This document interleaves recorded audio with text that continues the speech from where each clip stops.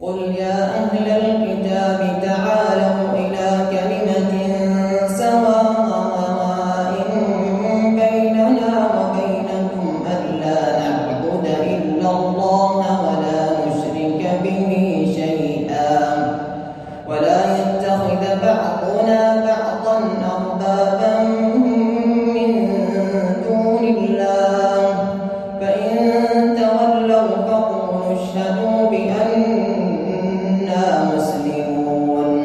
يا أهل الكتاب لم تحاجون في إبراهيم وما أنزلت التوراة والإنجيل إلا من بعده أفلا تعقلون.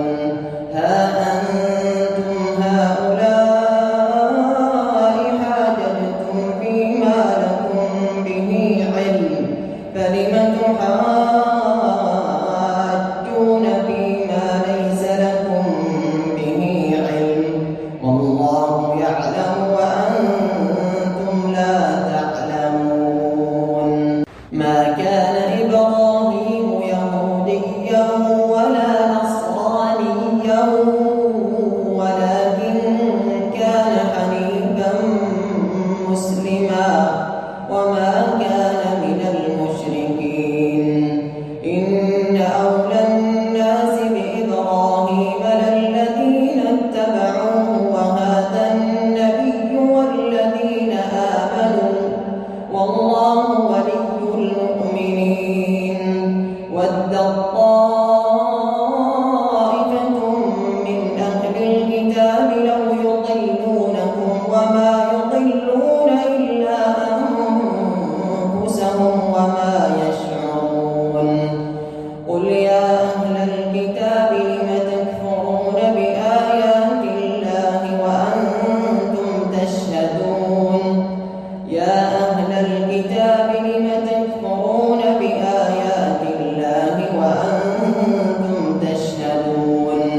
يا أهل الكتاب لم تلبسون الحق بالباطل وتكتمون الحق وأنتم تعلمون. وقالت طائفة من أهل الكتاب آمنوا بالذي أنزل على الذين آمنوا وجه النهار واكفروا آخره لعلهم يرجعون. ولا تؤمنوا إلا لمن تبع دينكم قل إن الهدى هدى الله أن يؤتى أحد مثل ما أوتيتم أو يحاجوكم عند ربكم قل إن الفضل بيد الله يؤتيه من يشاء والله واسع عليم. يختص برحمته من يشاء والله ذو الفضل العظيم. ومن أهل الكتاب من إن تأمنه بقنطار يؤديه إليك ومنهم من إن تأمنه بدينار لا يؤديه إليك إلا ما دمت عليه